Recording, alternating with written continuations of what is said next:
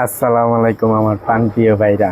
আপনারা অনেক কোন ফেসবুকটা ঠিক করে দিতে, ফেসবুকের ভাই আমি বুঝি না।